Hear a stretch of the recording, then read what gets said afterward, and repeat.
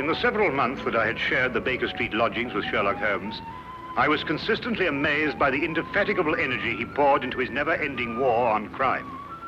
But my physician's eye could see the strain that perhaps another wouldn't have noticed. Thus it was one morning that I prevailed upon him to join me for a day in the country.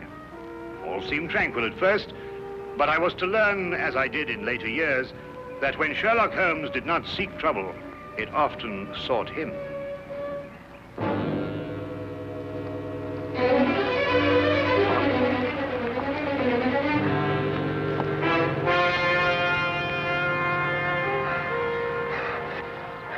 Help her.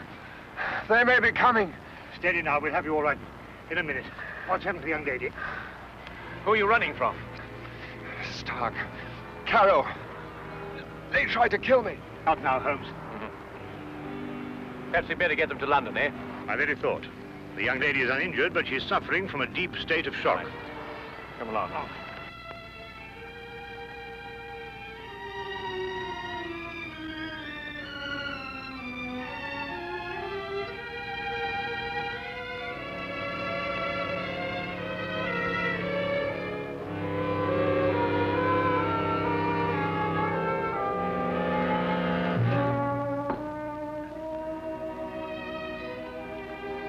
Just drink this, will you?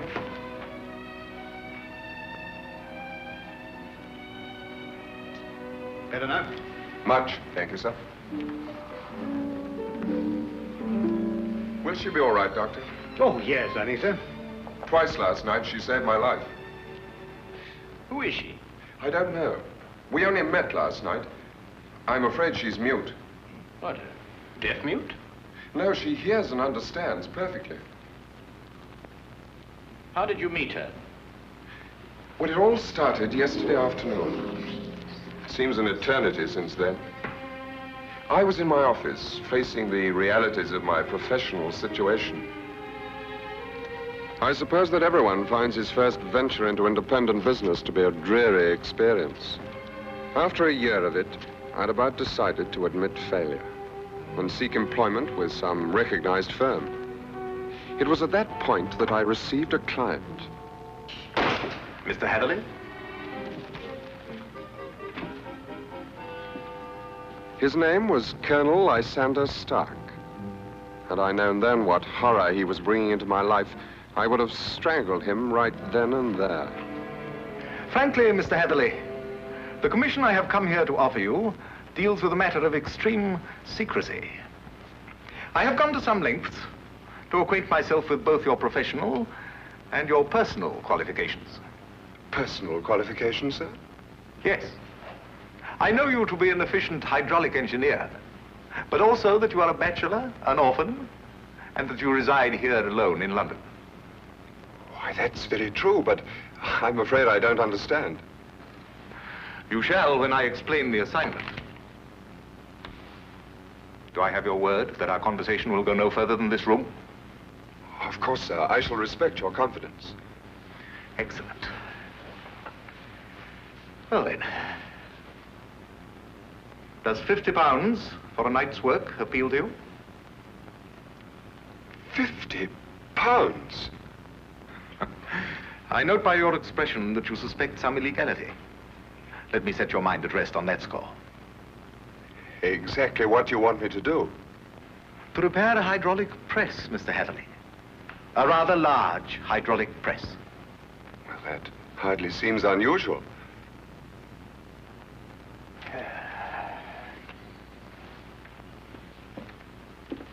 For some years, I have owned a small place in the country just outside London. Recently, it has come to my attention that the land contains a vein of something commonly called fuller's earth. I trust you are familiar with the term. But ore is dug out of the earth. Why should you need an hydraulic press? I'm a businessman, Mr. Hatherley. Undoubtedly, the land surrounding mine contains more of such wealth. I hope to use the income from my own discovery to purchase my neighbor's land cheaply before he discovers its hidden wealth. I see. If my neighbor were to suspect what wealth he treads on daily, he would never sell at any price. It's quite clear now. You use the press to mold the dug earth into some innocent form so that you can dispose of it without suspicion. Precisely. Very ingenious. There's a fortune down there. A fortune.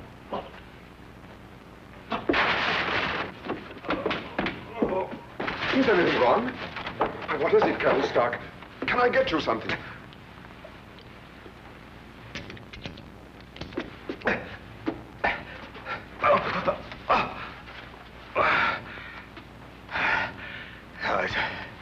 It's all right. My heart. I oughtn't to get too excited.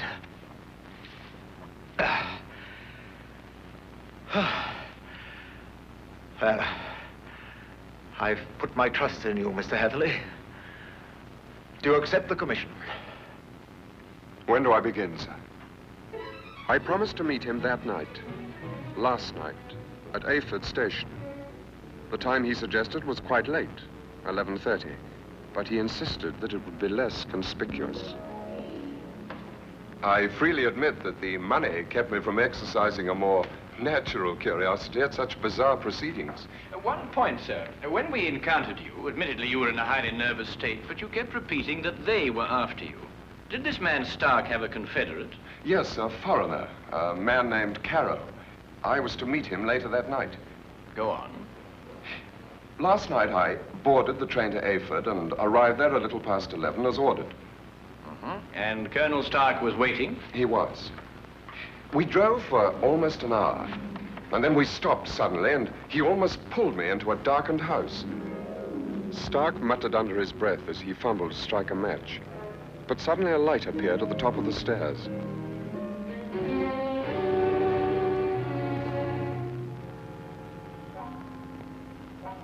It was the first time I saw this young woman, gentlemen. Even in the poor light, beauty and fear were sharp in her face.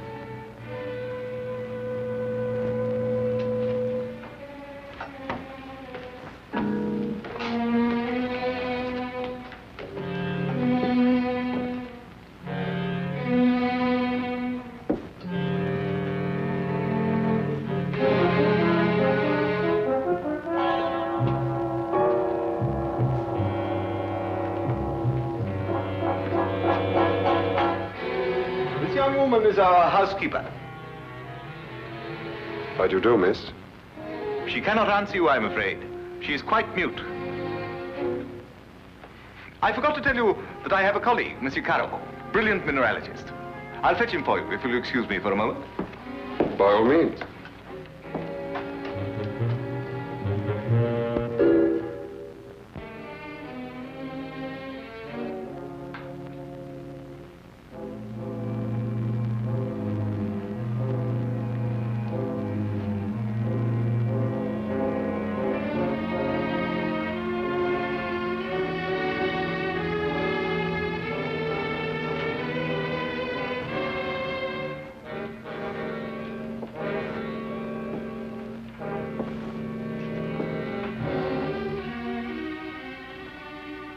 Is there anything wrong?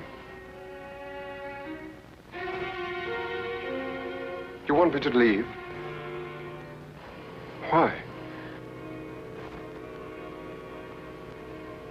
Are you trying to warn me against Colonel Stark?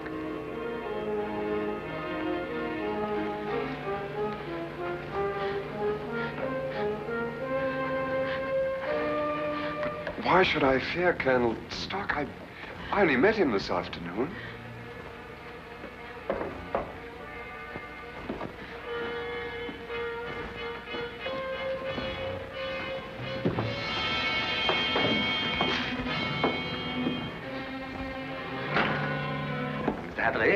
I'd like you to meet my friend and associate, Monsieur Carrow. A pleasure, sir. Colonel Stark will show you our press and explain the difficulties we have. I'll join you in a moment. After I have arranged with our housekeeper for your stay tonight. Yes, that's a good idea. Will you come this way, Mr. Hatherley?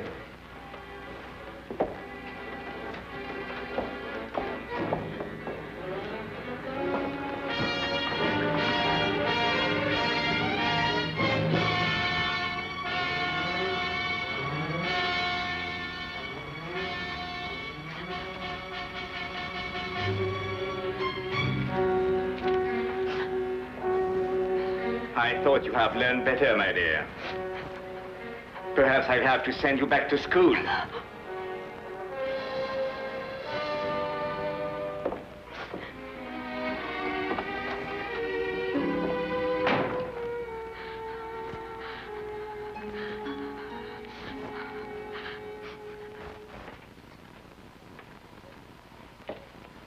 Yes, in principle, this is the standard hydraulic press. Though I must say I've seen few as large. Indeed? And so it does the work of 4 ordinary presses. I think I told you that time is my greatest foe.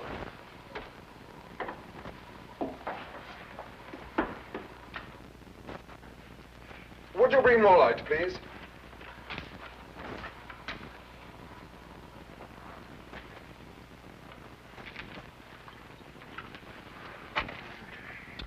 Wood.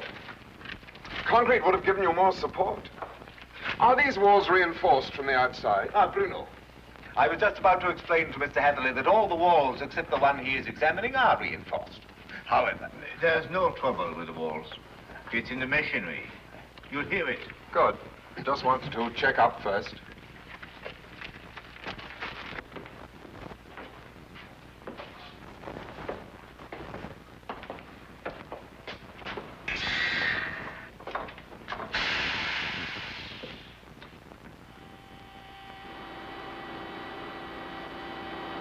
Now listen.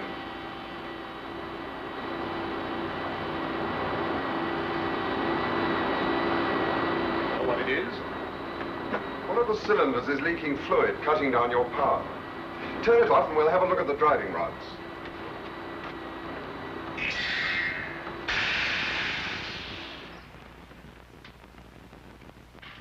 I knew what I was after, and the rest proved to be no problem.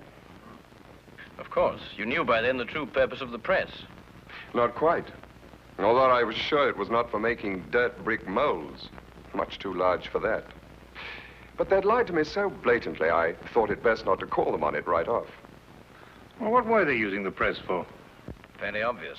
They are counterfeiters. They use the press to form the amalgam that takes the place of silver. So I learned during the night.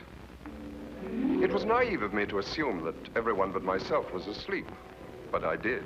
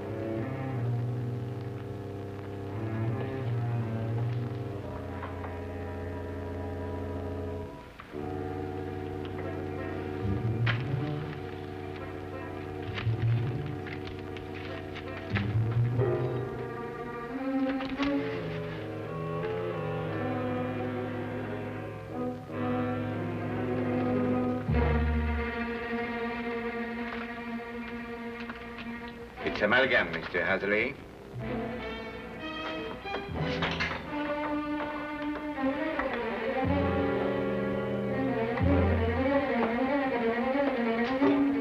Carol, open up! Let me out of here, Carol!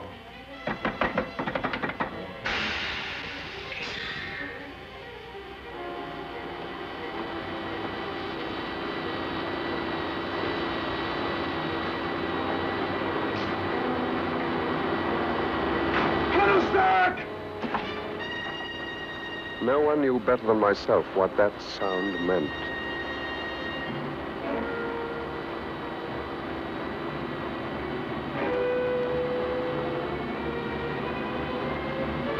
Caro had started the press. Within minutes, that cold ceiling would be down with a force capable of grinding me to a shapeless pulp. And there was no way in the world I could stop it.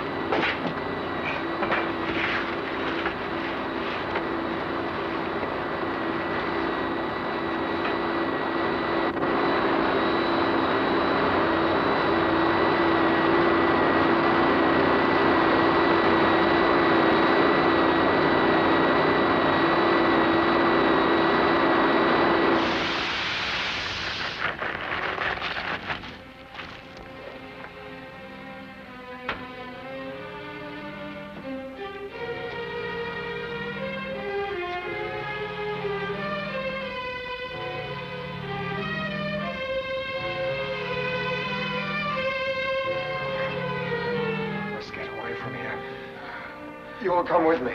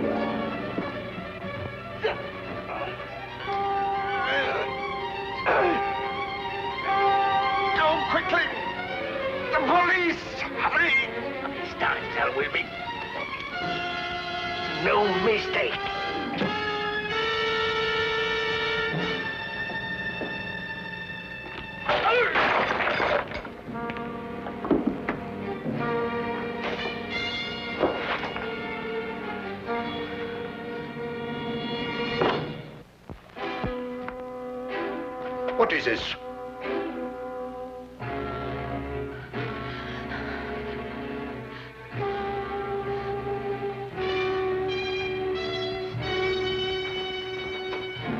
What's happened here? Bruno!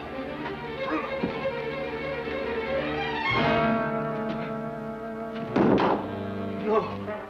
No.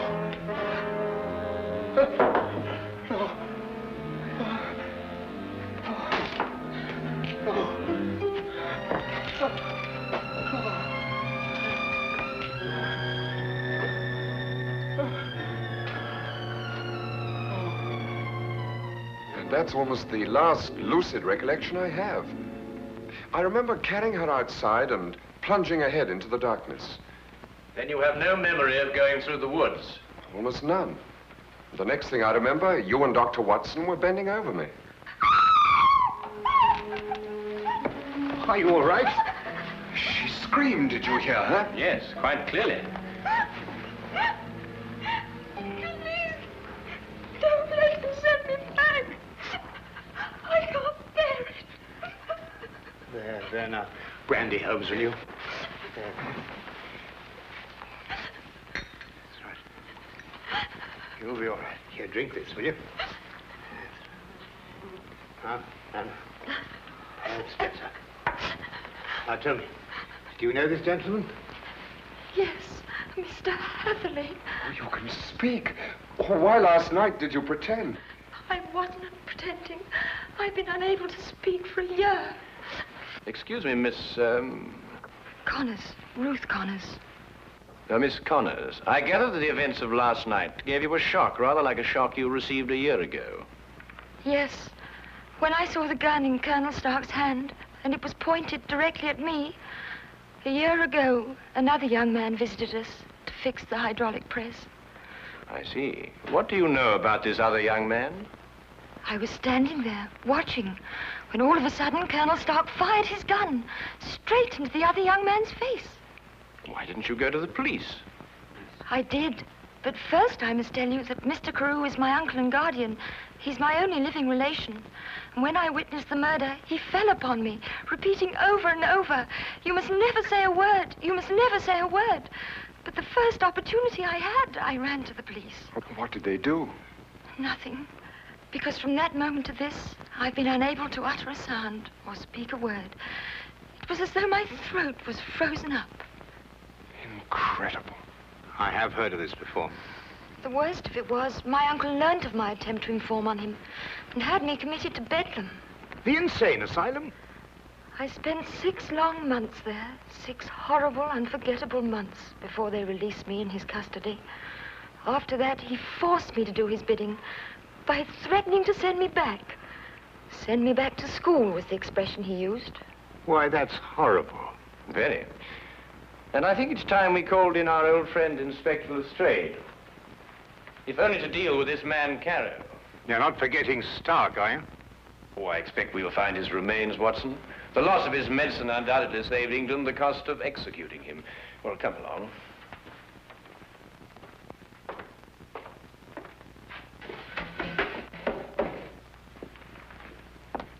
now that young Mr. Heatherly tells us about neglecting the candle while he made his escape, I can place the blame for the fire. You sure it was Colonel Lysander Stark whose remains you found here? No doubt.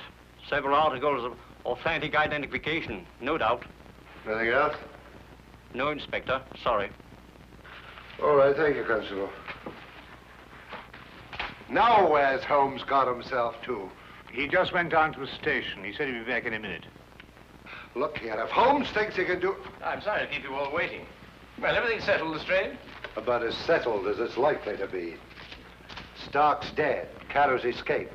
The only thing now is to go back to London and put out an alarm for him. Oh, dear. Well, tell me, what about the money? What money? Well, you know, the money they were making, the counterfeit. Have you found any? Well, no. Oh, I suppose Carter took it with him. Well, the man would have to be pretty desperate indeed to even bother with real money, let alone counterfeit. What are you suggesting, Holmes? Miss Connors, the only carriage used here is the carriage that Mr. Heatherly rode in. Is that right? Why, yes, I think so. I see. And that carriage has been in the livery stable since last night. Thanks to an obliging constable, I found one of Mr. Carter's footprints. But there was no trail of similar prints leading away from the house.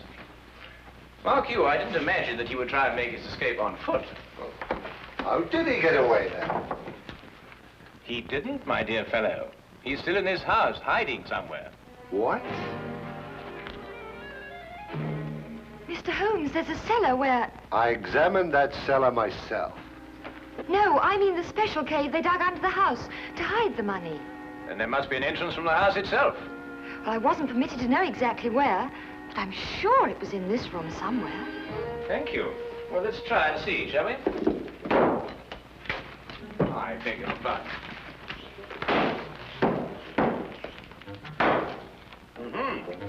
What have we got here?